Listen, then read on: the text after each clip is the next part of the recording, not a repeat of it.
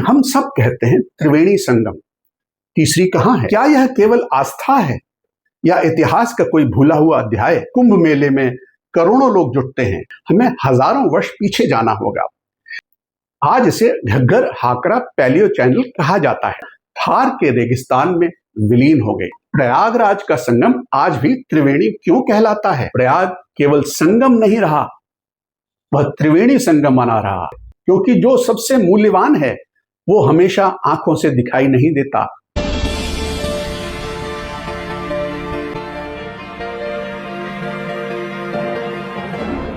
नमस्कार।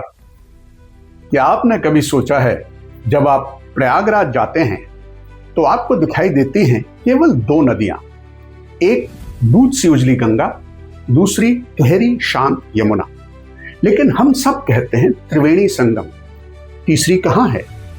कहा जाता है तीसरी अदृश्य भूमिगत बहती हुई सरस्वती है। क्या यह केवल आस्था है या इतिहास का कोई भूला हुआ अध्याय है? अगर वह दिखती नहीं तो फिर उसे त्रिवेणी क्यों कहा जाता है? यहीं से शुरू होती है सरस्वती की खोज, एक ऐसा रहस्य जो केवल आस्था का नहीं, इतिहास, भूगोल, पुरातत्व और वेदों की गहराइयों से जुड़ा हुआ है। संगम हमेशा से आस्था का दृश्य रहा है। हजारों वर्षों से लोग यहाँ स्नान करने आते हैं। कुंभ मेले में करोड़ों लोग जुटते हैं। वे मानते हैं गंगा, यमुना और अदृश्य सरस्वती का संगम यहाँ है। लेकिन क्या यह केवल प्रतीक है या कभी सचमुच एक तीसरी नदी यहाँ तक आती थी? इस प्रश्न का उत्तर खोजने के लिए हमें हजारों वर्ष पीछे जाना होगा। यदि हम सरस्वती को समझना चाहते हैं तो शुरुआत वेदों से करनी होगी। ऋग्वेद में सरस्वती का वर्णन केवल एक नदी के रूप में नहीं मिलता। उसे कहा गया है, अंबी तमे नदी तमे देवी तमे सरस्वती। हे सरस्वती, तुम श्रेष्ठ माता हो, श्रेष्ठ नदी हो, श्रेष्ठ देवी हो। ऋग्वेद उसे समुद्र तक बहने वाली नदी कहता है। उसे नदियों में सबसे महान कहा गया। स्पष्ट है, वेदों की सरस्वती कोई छोटी मौसमी धारा नहीं थी, वह एक विशाल नदी थी। एक ऐसी नदी जिसने केवल भूगोल नहीं बनाया बल्कि सभ्यता को आकार दिया। लेकिन यदि वह इतनी महान थी तो आज कहां है? इस प्रश्न का उत्तर खोजने का प्रयास आधुनिक विज्ञान ने भी किया।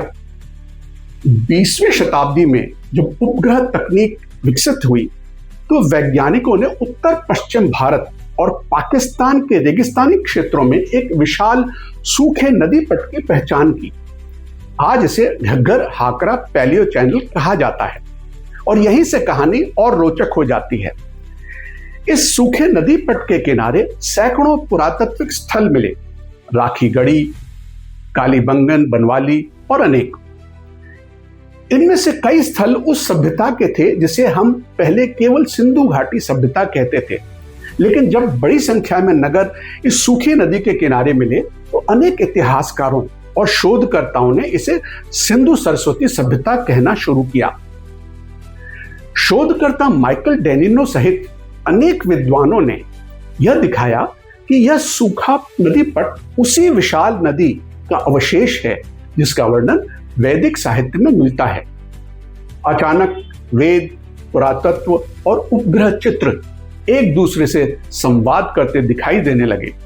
अब प्रश्न था, इतनी विशाल नदी गायब कैसे हो गई?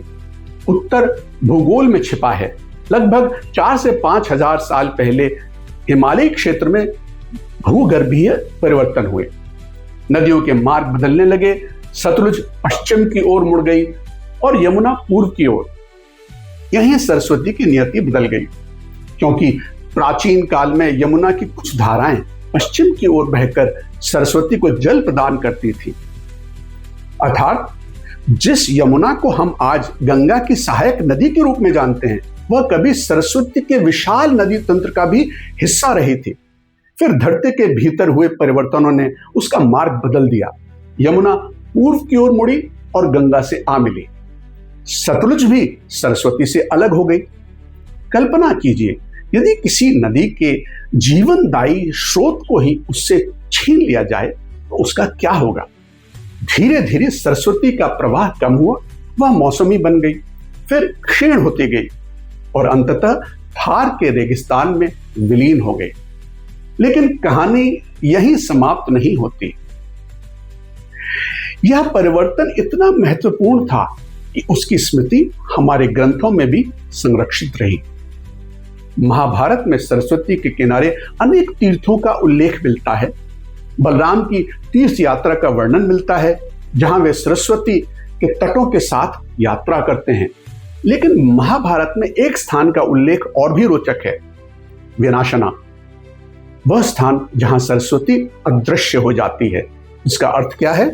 इसका अर्थ है कि महाभारत काल तक नदी के क्षय की स्मृति समाज में जीवित थी। हमारे ग्रंथ केवल आध्यात्मिक आख्यान नहीं थे, वे भूगोल की स्मृति भी संरक्षित कर रहे थे। और अब हम लौटते हैं उस प्रश्न पर जिससे यह यात्रा शुरू हुई थी। यदि सरस्वती लुप्त हो गई तो प्रयागराज का संगम आज भी त्रिवेणी क्यों कहलाता है? आखिर वह तीसरी नदी कहां है? इस प्रश्न का उत्तर केवल आस्था में नहीं, भारत की सांस्कृतिक स्मृति में भी छिपा है। कभी यमुना की धाराएं सरस्वती को जल देती थी, फिर यमुना का मार्ग बदल गया, वह गंगा से आ मिली, सरस्वती सूख गई।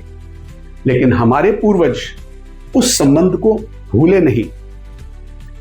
उन्हें याद था कि यमुना का वही जल जो आज गंगा में मिल रहा है, कभी सरस्वती को जीवन देता था। नदी का मार्ग बदल गया, लेकिन स्मृति का मार्ग नहीं बदला। शायद इसी कारण प्रयाग केवल संगम नहीं रहा, वह त्रिवेणी संगम बना रहा। मानो भारत की सामूहिक स्मृति कह रही हो, सरस्वती दिखाई न दे, फिर भी वह अनुपस्थित नहीं है। उसकी धारा भले ही बदल गई हो, लेकिन उसका अंश आज भी यमुना के साथ बह रहा है।